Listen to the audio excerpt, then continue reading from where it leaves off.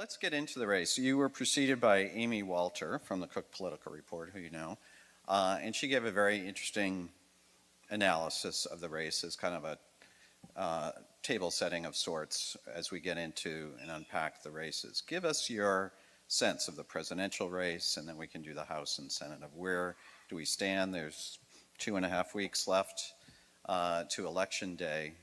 Where do we stand with people? First, a question, when was Amy there? Amy was here 2 weeks ago. Okay, a lot has changed. I haven't seen a race change so dramatically week to week as this one. And my first race was in college in 1976, where I was running a Ford operation up in Massachusetts. First, Amy is right and I'm wrong wherever we disagree, because Amy is maybe the smartest person in politics. She and I have shared many a green room, many a meet the press stage. Amy is smart.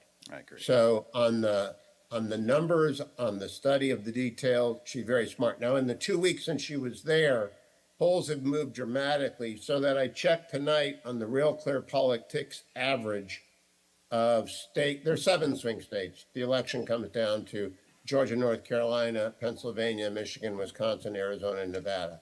Donald Trump is ahead in all 7 swing states, according to the average of all polls over the last 2 weeks in those 7 states. Not by much, never by more than 1% and a point, sometimes by as little as 0.3.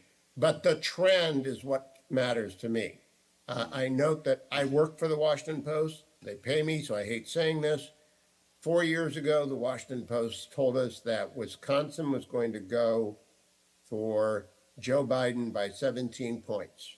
And they published that 6 days before the election. Wisconsin went for Joe Biden by 0.6 points. I view that as unintentional voter suppression. So Trump has always underpolled. So right now, my Democratic friends are very, very nervous. But I keep pointing out to them, nobody has any idea who's going to turn out. And therefore, we probably won't know until November 6th who the president is. I'd be very, very surprised if we had a 1980 on our hands, or even a 1992. Explain We that. knew by 9 o'clock in 1980 that Ronald Reagan was going to be president. It was a wipeout. And 1992, I think we learned pretty early on. By 2 o'clock, I went home and Mark was celebrating. But this one could be a couple of days. I fear one thing, write this down as my fear, is that everything depends upon North Carolina and votes that have to be gotten out of the mountains where we can't even talk to people right now. That's a nightmare scenario. Is the nightmare scenario that we don't know by Thanksgiving? Correct. And but as of today, how do you assess the strengths of former President Trump and Vice President Harris? I think Trump's going to win. And I think he's going to win based upon comparative placement in the polls and generally last night's performance by the vice president on Fox and the things that she does. And Mark, I have been at the top level of a campaign and you have. Maybe I'll put a question to you. What does her sudden decision over the last week tell you to go and do 60 Minutes, a few podcasts, sit down with Stephanie Rule, with whom I used to work, and then last night with Brett Baer? That's with 3 weeks to go and 10% of the vote in. What's it tell you? Well, we talked about this in our class today. I find it interesting. I think she's making a deliberate, strategic contrast with former President Trump. He doesn't do 60 Minutes with Hobart alumnus and trustee Bill Whitaker. She does. She's going on Fox. He's never going on MSNBC. She's releasing her medical records. We've yet to see former President Trump's. So there seems like a deliberate effort from media appearances to other kind of grenades they're trying to launch every day to draw the contrast. I find it more interesting to volley back to you is why is former President Trump campaigning in blue states? None of us would. Mostly, I believe it's because he wants both houses of Congress. So Colorado, California, New York, the most precious. Coachella is Ken Calvert's district. Ken Calvert is a friend of mine for 30 years. He won by less than 2,000 votes last time in sort of an upset. It's an R+2 district, an R+3 district. He's been there for 30 years. He's chairman of the subcommittee on defense appropriations. He will be chairman of appropriations eventually. The Coachella, which most people know because of their music festivals, rally that he held last week was really a Ken Calvert rally, a Mike Garcia rally. There are 4 or 5 Republicans who have hung on in deep blue California.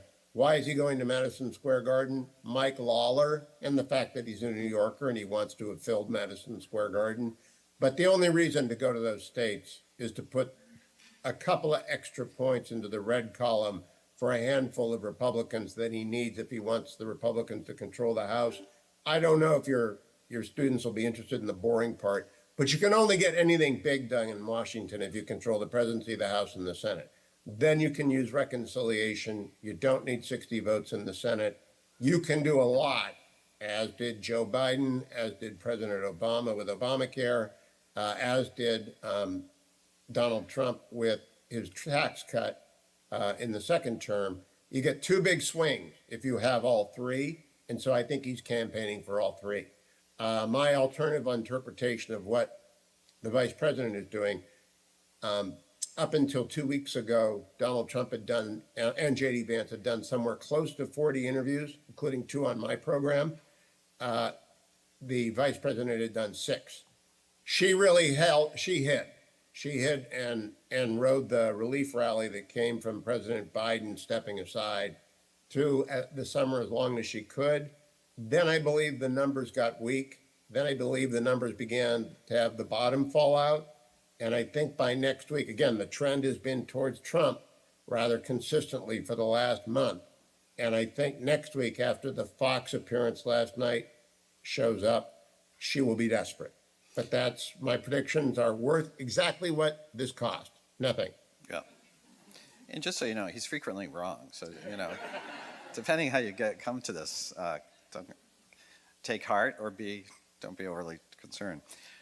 So your point on the House and Senate is certainly true for presidents to really affect policy. And if everything flipped, if the White House went from Democrat to Republican with Trump, and the House went to Republican and the Senate, it would be a triple flip, right? Double flip. The House a is double already flip, Republican. right? Yeah. And so that is not a common historical precedent. How relevant are these precedents or are we in a whole new age of politics, in your judgment? I think we're in an entirely new age. I do not understand. I'm the first to say I'm at the age of 68, just like Mark might be a year younger than I am. But don't you think I look much younger? I mean, much younger? You don't that's what have they're all white hair, talking so about, that's actually. They're all kind of like, unfair advantage. I can't be as All I romantic know as is that you now have a professor on your staff, Professor O'Neill, who's the daughter of one of my friends going back to grade school. So I'm feeling really old when I got a note from her mother this morning that Professor O'Neill might be there tonight. I thought, oh my God, the children of my friends are professors. Anyway, I don't think anything applies because I don't understand micro-targeting. I do not understand, and I will give you a very concrete example. I'm coming to you from Maine tonight, where I'm packing up to go back to the Beltway. I've been here since May. Mark has been up here. I run away from the Beltway in the summer. Everyone does. I go back to the Beltway in fall in time for the election. The only media market here is Portland. Maine has 1 bishop, 2 senators, and 2 congressmen. It's a very low-density state. It's got 1.1 million people in it. It's very old. It's very poor. It's got Susan Collins, who's a moderate, and Angus King, who's a moderate Republican and Democrat. It's a very unusual state. It's a very democratic state, but it's also maybe in the top 10 gun ownership, very rural, very friendly, very much mind your own business. But it's got 1 media market, Portland. Kamala Harris is running an ad in Portland on Hulu. What do old people watch? We watch Only Murders in the Building and Slow Horses, right? And they're both on Hulu. And I recommend not Only Murders in the Building, that's for old people. I recommend Slow Horses because that's fabulous TV. But it's keep going. It's on, keep going. and, Yeah, keep going. yeah, but every other ad is a Kamala Harris ad. And then there are New Hampshire ads for Kelly Ayotte and whomever she is running against for governorship, because we reach northern New Hampshire out of the Portland market. Why is Kamala Harris worried about northern New Hampshire? I do know that Hulu sells ads based upon geographic reach. So they're aiming for northern New Hampshire. There's no TV station outside of Keene and Manchester, and they're southern New Hampshire. And it's because I think maybe she's worried about New Hampshire. And that is astonishing to me. Does that surprise you, Mark? Yeah, that would surprise me, if that's indeed true. If they are worried about New Hampshire, but let's just bar this down before I bring in Professor Lucas here. The House and Senate, you're saying, because Amy said 2 weeks ago that the Senate would go Republican, and at that point, she thought the House would track the presidential candidate. She's very smart. The Senate's definitely flipping. Governor Justice of West Virginia will become Senator Justice. John Tester will lose in Montana. He's down by 8 or 10 points already to Tim Sheehy, who's a SEAL and a businessman. And then all of the close ones, I shouldn't say all, because Ted Cruz theoretically is close, but I don't really think so. Deb Fisher in Nebraska is a Republican, theoretically close, but I don't think so. Dave McCormick can win in Pennsylvania. Bernie Moreno can win in Ohio. Mike Rogers can win in Michigan. And there are a few others where you could have not just 51 Republicans, but up to 53, 54 Republicans on a good night for Trump. And the House? It follows the president. You agree? Amy's completely correct. Yeah. Okay. Professor Lucas. Welcome. I hate the vibrations. Let me throw a third theory out there, but because we've started early voting already, and maybe what we're seeing, but particularly with Harris, but also with Trump, that they realize that this is a close election. Sunday night, or Sunday, NBC came out with it's a 48-48 race. There's other polls that say 49-49, admittedly others that say 50, or not 50, 48, 43, something like that. But everyone's recognized for a while this is a close race. So my take on, because we had this conversation in class earlier, but my take on why Kamala's where she's at and why Trump is where he's at is they're starting the whole get out the vote game now. They're not really waiting till where we used to see people. Election night is where you did the big push, or sorry, not election night, the day before the election, the weekend of the election. And what we're seeing now is people are voting earlier. Georgia, I think 3,000 people were voting the first day. North Carolina voting either started today or yesterday. And people or candidates are out there because they're just trying to get the pressure of not having enough votes. And that's going to be what it comes down. Who turns out on now and until election day is determine this race. So both sides want to get ahead of that game and just push people to the polls, get them out as much as they can. So to me, that's my take on Trump's actions and Harris's actions. And I think we're all agreed between the three of us, maybe we raise a penny from our advice. Yeah, right. I know. I think you're right about turnout the vote. We have no idea what the models are. Trump is doing something very unusual, which is he's outsourced get out the vote. I am also a skeptic of whether or not GOTV matters in the way that it did when Mark and I were young. Everyone is motivated because everyone who cares about politics is clued in as to when the vote is and when it happens. I am going to vote myself on Monday when I get back to Virginia. There's early voting in almost every state. And I think people view this as election season. And if I could, I can see most of the room from here. Are there any undecided voters in the room? I don't want to ask who's R and who's D, but is there an undecided voter in there? Put up your hand if there is. I see a couple hands. I see two hands. Yeah, it's very, very few. The fight over undecideds used to be the closing march. Now it's all about energizing your base. So much so that in fact some partisan Democrats, I'm a partisan Republican, I'm not insulting them, were suggesting that Kamala went on with Brett last night in order to make her base angry. And yeah, it's a pretty sophisticated assessment. I mean, I can turn a snowstorm into a good turn in the weather if I want to, but it did make her base angry, and it might make her base vote. We'll see. changing subjects and going back to earlier comments about polarization, sort of my research, not sort of, my research in politics is about party polarization, and it's sort of fed a lot of conversations in the elections and voting class, but in my intro and other classes. And the question, or I think the question I get most from our students is, how do we get over this polarization? How do we get the two sides to sit down and talk to one another again? I propose the election and voting class as one way to get liberals and conservative students, Democratic and Republican students in the same classroom and having that conversation. I'm curious if you have any thoughts about, are we in this deadlock of polarization for the rest of my life, or forever, or even longer? Or is there some hope that we're going to change our approach to each other, to the parties in the near future?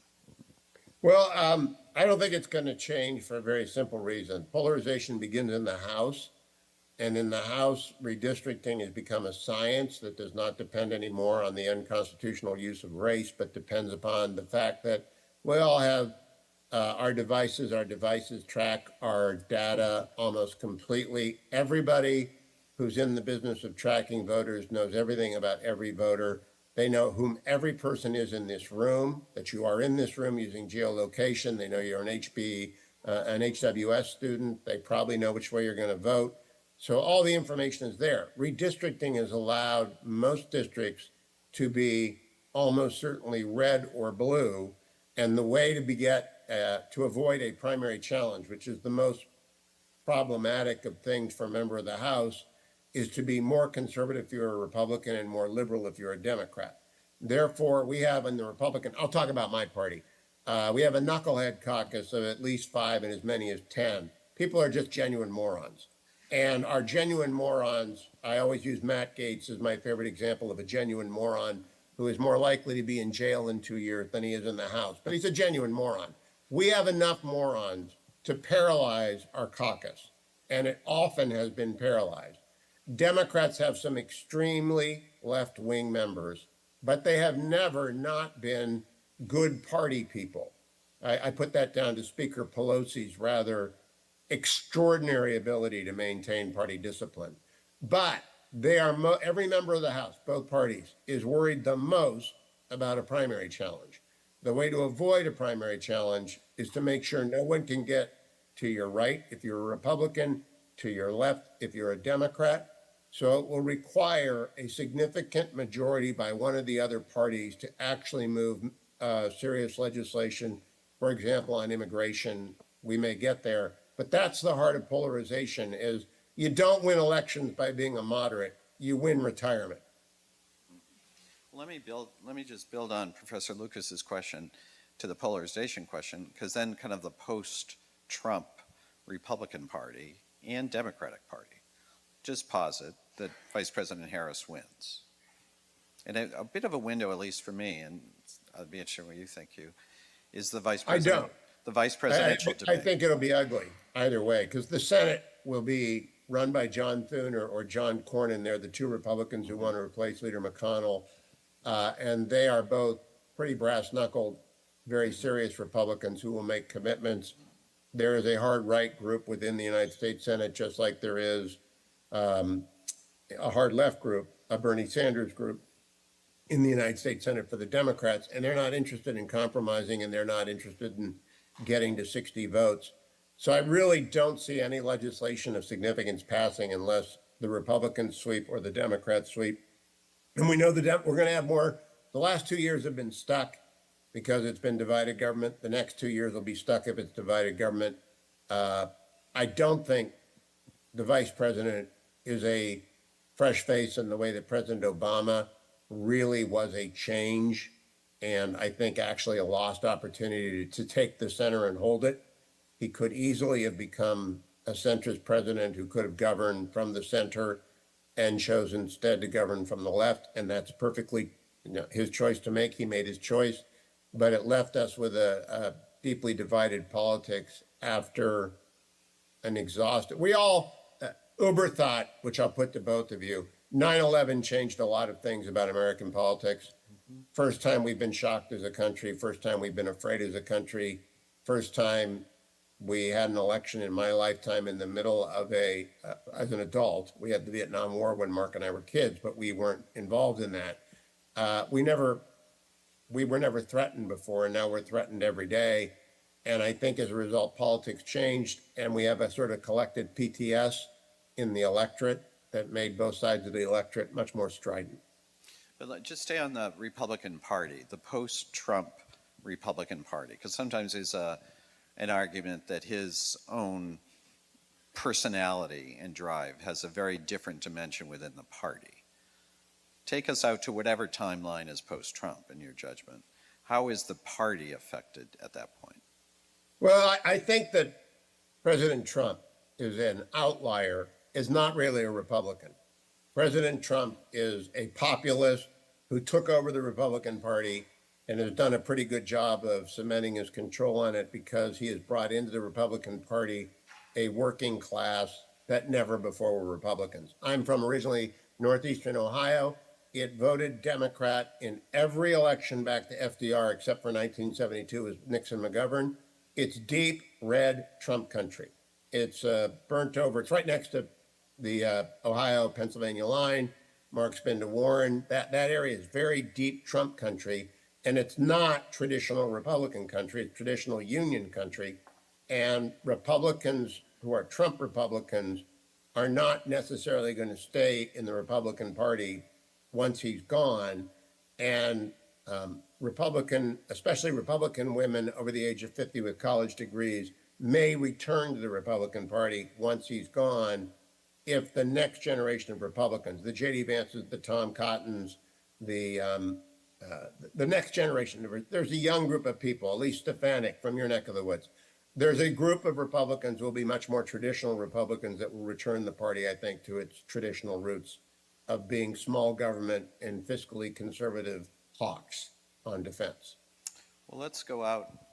Let's go out to our audience for questions. We invite you to ask a question. We have some mics here just to amplify it. And if you raise your hand, we'll get some conversation going. Did you want to start, Jacob?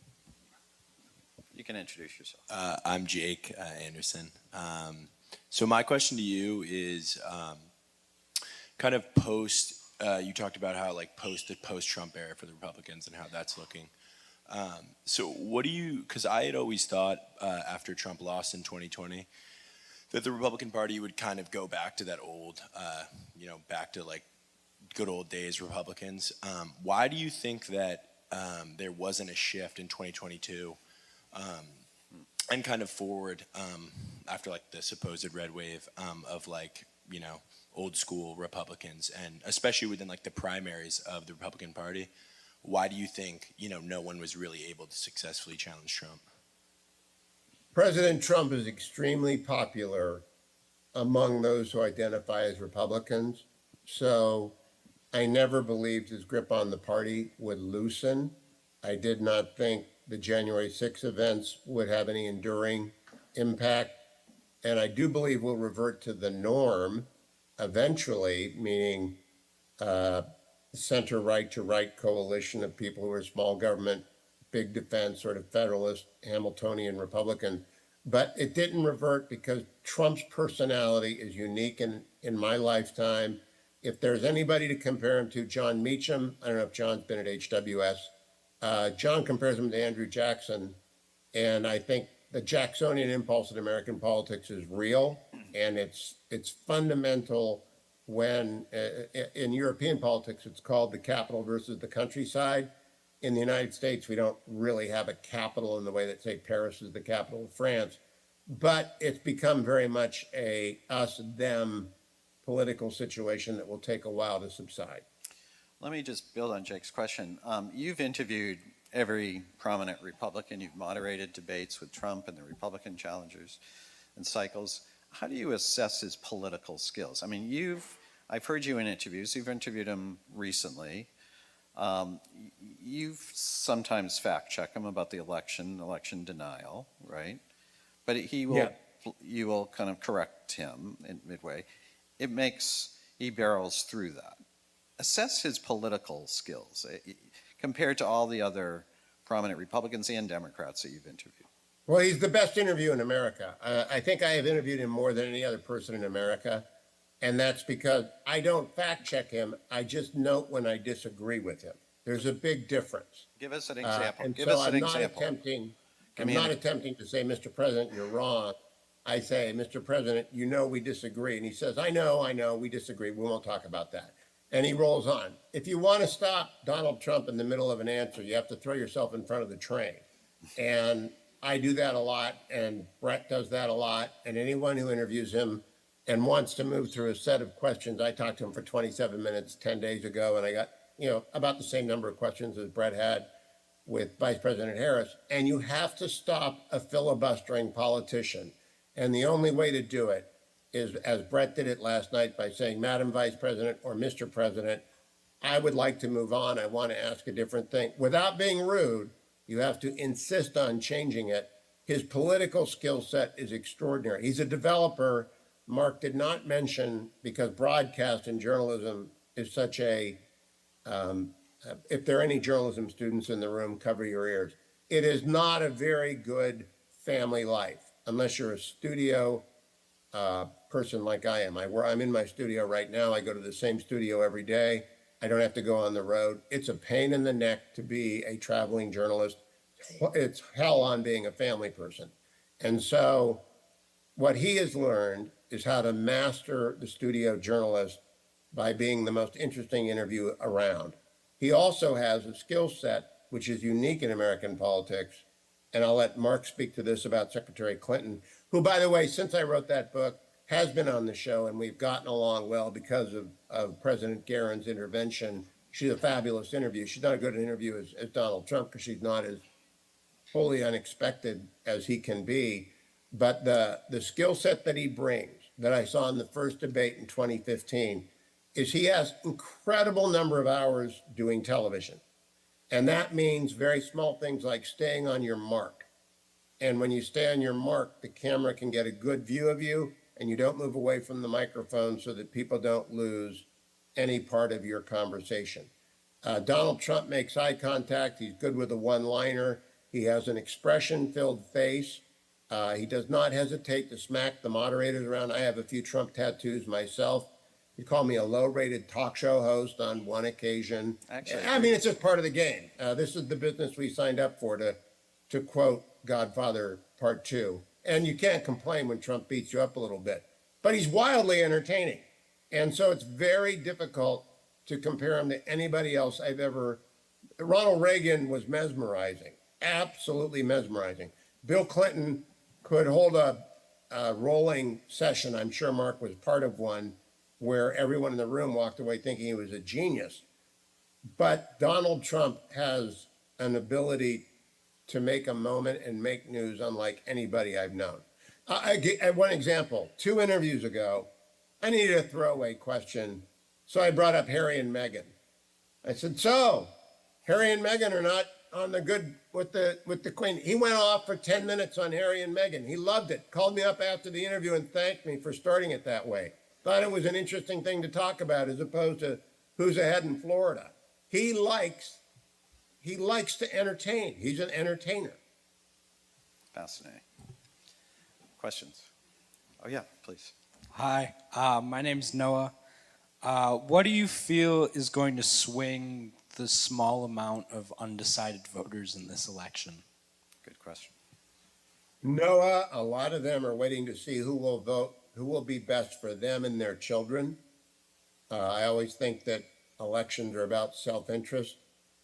Everyone who's concerned about reproductive rights, for example, has already made up their mind to vote for the vice president. Everyone who cares about shipbuilding has already made up their mind to vote for President Trump. There are very few people, in my experience, who do not know their mind. I will say this, I teach my law students one thing, which you'll hear if you go to law school 1,000 times. Anecdotal evidence is evidence of anecdotes. In other words, Joe told me X or Sally told me Y doesn't mean anything. But among my anecdotal evidence, the only people who have changed their party are people who are going to Trump for one reason. They want the Trump economy pre-COVID back. They want no inflation. They want relatively high growth, 2.5% GDP to 3% GDP, and they want peace. They don't want any more Ukraine. They don't want any more Afghanistan debacles. They want the Israel war to end. Most interesting poll of the cycle, by far, Arab American Institute, October 1. Arab Americans in the United States are an incredibly diverse group. They include Maronite Christians. They include Egyptian Copts. They include, of course, Islamists of the most extraordinary left-wing variety or radical variety. And most of them are just family people from traditional culture. 42% Trump, 41% Harris among Arab Americans. I find that to be the most surprising bit of polling in the entire polling universe. John Zogby did the poll, Mark. Do you know John? I do, yeah. That's fascinating. Yep. Okay, let's go right over here. Hi there, I'm Billy. You mentioned the polling averages today and the fact that Trump is up in all the swing states as opposed to the past two election cycles where he's been down by a number of points. I remember with Hillary Clinton, it was like almost like he was, anywhere you checked, there was no chance Donald Trump would win. Do you think that, obviously we can't know for a fact today, but do you think that the polls have kind of accounted more of Trump's fans, or do you think they're becoming more vocal about their vote? They're not lying to the pollsters as much, or do you think that the trend will be the same and election turnout for Trump will be higher again? A great question, and I don't know. I don't know what Amy told you, but pollsters do not want to be wrong because their living depends upon being close to being right. And so there are some polling institutes like Marquette in Wisconsin and Quinnipiac and Emerson that do it because it's part of the college's identity. And then there are other polls that do it like IBD Tip and Marist, and they make money off of it, and no one's going to hire them if they're wrong. There are some partisan firms like Trafalgar, which is a Republican partisan firm. I'm not a big fan of Morning Consult, but they all have one desire, which is to be close. They don't mind missing, but they want to be close. I will point out one historical fact. Every significant miss over the last 6 cycles has been a miss that favored Democrats going into the election.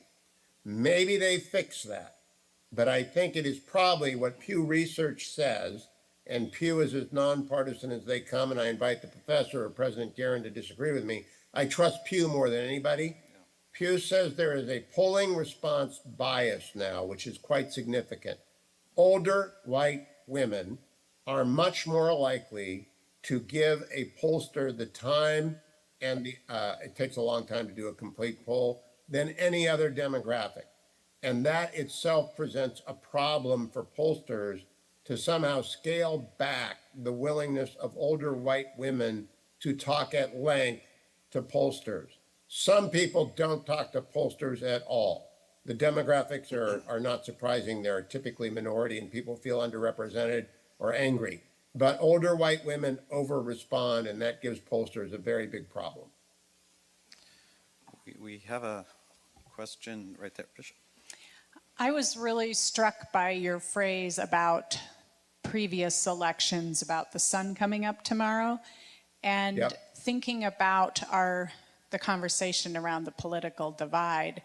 What I hear around me is people who are really convinced, and I in some ways have been influenced to believe this, but also people who really will wake up the next morning and the world will not be a place where they feel safe.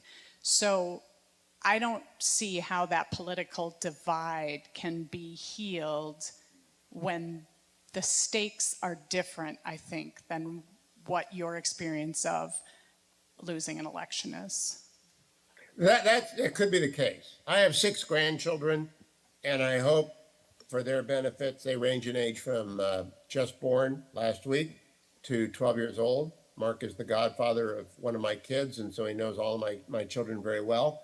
And I am very optimistic about Americans' essential unity, especially in the face of an adversary as unambiguously evil as the People's Republic of China is. And therefore, I think we'll get it together eventually. However, the only way you know the sun's going to come up tomorrow is when the sun comes up tomorrow. And so I keep teaching my law students, the Constitution is a brilliant work of genius. The constitutional majority is a work of genius, and we will hold together. We have held together longer than any previous constitutional republic. The Brits, of course, have an unwritten constitution, and they want to argue the point, but we have had the longest living written constitution for a reason. It's a work of genuine genius that has been amended and interpreted as necessary. So I'm very optimistic that this is a turbulent period. It's nothing like 1968. I can barely remember it, but I do remember waking up when Robert Kennedy was killed, and I'm a Catholic kid, and everyone was crying at church, and everyone was crying at school, and Martin Luther King had been shot and killed only a couple of months earlier, and there were riots in Youngstown. There were riots everywhere in 1968 and again in 71, 72. We're not even close to that period of time when it comes to violence, and therefore I think we're just going through one of our periodic cycles of domestic tension that will pass. I'm an optimist, though. A great reflection. I was thinking of that with a great quote by Madeleine Albright when she was asked, "Are you optimistic about democracy?" And she said, "I'm an optimist who worries a lot." Right? So I think, question. You brought up Madeleine Albright. Can I tell my Madeleine Albright story? I don't think we have a Mark choice. was kind enough to Secretary Albright, and I was flying behind her on an airplane once, and I chatted with her a little bit, and I was sitting down right behind her, and we ran into turbulence. I mean, really bad turbulence. I've been only on 2 bad flights in my life, and this was one of them. Up and down, like 30, 40, 50-foot drops and up, and we were trying to land at Reagan National. And all I could think to myself is, this damn plane goes down, no one's going to know I'm dead. It's Madeleine Albright they're going to know about. So You'd be a footnote if that. Right back here. Yeah, so I first want to say my family's from Canton, Ohio, so from one Ohio into another, go Buckeyes. Go McKinley Bulldogs. Oh, yeah. My question, I want to go back to your point about Trump using his sort of experience in the media and entertainment. Do you think we've strayed too close to politics as entertainment, both in the media and, by the way, in the way that candidates are sort of framing their agendas? And do you think that plays a role in how polarized we are? And I'll go further and say, do you think a solution to part of the extreme polarization that we have is to get back on the political discussions of agenda and policy rather than, you know, who can make the one-liner? Because I would even say Ronald Reagan, though he was, you know, great at entertainment and media and one-liners, still was able to incorporate a substantial amount of clear policy in a way that Trump isn't able to nowadays. Well, it's an enduring problem because we are a nation of 335 million people.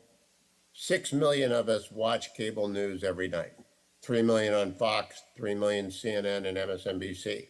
So 6 million people are high information voters, and that's not very many. I have about 1 million people a day listening to my radio show, and they're the same people who are watching Fox at night. So people who care about politics are few and far between, and they genuinely do not care much about R&D. They do care about war, they do care about their safety, they do care about the status of their city. They care about whether or not they are personally safe and whether or not their savings are being eaten away and whether they're going to lose their job. They care about very normal things, but they don't care much about politics. So Trump's unique power is that he became entertaining. What I think is dangerous is if someone comes along without his chops and tries to pull off what he's trying to pull off. And the bar may have been raised way too high, or others say lowered so low that politics cannot return to any kind of serious conversation. I do want to remind people that in the 80s, when Mark and I were both in DC, it was an ugly time. Ronald Reagan was deploying the cruise missiles and the parachute tubes to Europe. We had giant nuclear freeze, demonstrations. The Soviet Union was ominous, very scary. They had invaded Afghanistan. The Iranian Revolution had occurred 79 and 80. So it was a very tense time. And while Tip O'Neill could get together with Ronald Reagan for a drink, it was not happy days. It was tough, rock'em sock'em robots politics. It just wasn't 24/7, 365. There were 3 news channels. They were on a half hour every night. And then Nightline came along during the hostage crisis. And cable did not show up until 1998, 2000. And that's when politics became permanently polarized because people got into a loop. I salute all of you who are Democrats for being here to listen to a Republican. I just went to a David Aaron Miller talk, and he and I don't agree on anything because I like to hear people from the other side sort of inform my worldview. I love talking with Angus King, who's a friend, and with Secretary Clinton came on, or Secretary Kerry came on.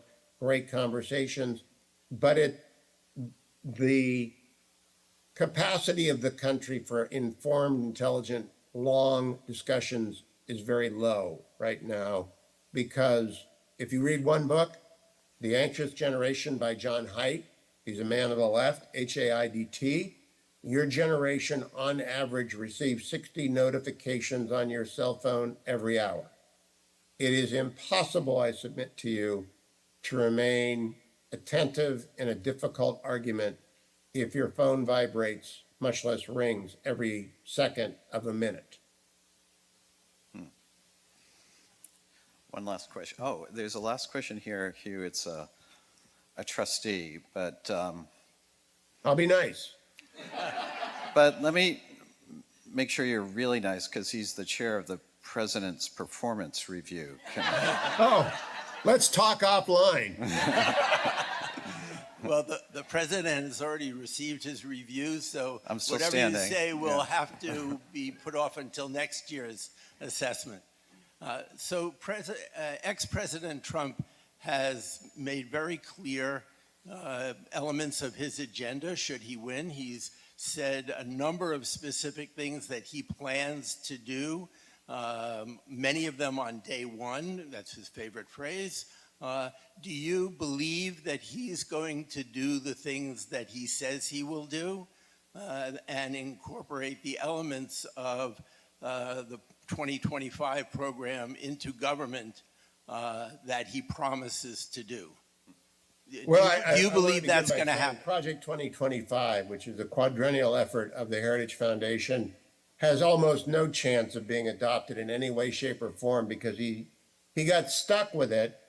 Some rather extraordinary and extreme positions made it into Project 2025, which I have no truck with, and he doesn't.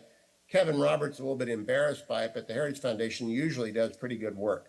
So number one, I don't think Project 2025 matters. Number two, I think he will build the wall. It will get built. It's his signature non-accomplishment right now. He is going to finish it. And then I believe he's going to, this is not a prayer or a hope, this is the genuine belief. Like me, I think he's a border hawk and a regularization dove. He would like to bring everyone in the underground economy above, give them the equivalent of a purple card, stay here as long as you want. Your children are going to be born here, they're going to be Americans. Path to citizenship, let's put that off for 10 years and get past this particular bubble. But we have to disincentivize the cartels from running. I mean, we just can't absorb 10 million people in another 4 years. It's not possible for the country to absorb in places like our friend from Canton, our friends in, what's the town that he brought up? Springfield, Ohio. The 20,000 Haitians in Springfield were invited to Springfield by the Chamber of Commerce. People don't know that. And they are going to be extraordinary, valuable Americans over a period of 15 to 20 years. It will go fine, but we have to take a big gulp and then pause. What Trump will do is build the wall. He'll put a lot of money into defense. He does not have the authority to put his tariffs into place. There are a lot of Republicans who will tell you off the record they are opposed to tariffs except when it comes to China. They're in favor of tariffs for a national security strategy. And probably my closest friend after Mark is Robert O'Brien, who was the former president's national security advisor. Donald Trump is very different in person and in private than he is on stage because, as all entertainers are, he unwinds and he's very comfortable. So no, it's not going to be a radical presidency in any way, shape, or form. I will tell you this, if he wins, we will go back to having Federalist Society judges. And I am happy with that because I don't like administrative agencies making rules. I do not like unelected bureaucrats running my life. I want the Congress to go back to legislating. I liked the Dobbs decision a lot, and it has not resulted in a lower number of abortions nationwide. It's just the will of the people. It's going to happen in Ohio on Measure 1. They're going to amend the Constitution in Florida, I believe, with Measure A in November as well. So I think we will work everything out. It will be fine. And Donald Trump is not, he's no more radical than I am a zero handicap golfer. It's just not who he is. He's not following any great plan or any great agenda. He's just going to do what he thinks is in the best interest of the country on a case-by-case basis. And he's going to play a lot of golf. We have a little conversation going here. Let me give you a pool report from the audience. That went with some little chatter here to just to give you an update on, I think, the expectations for a possible Trump presidency, if I'm reading the room correctly.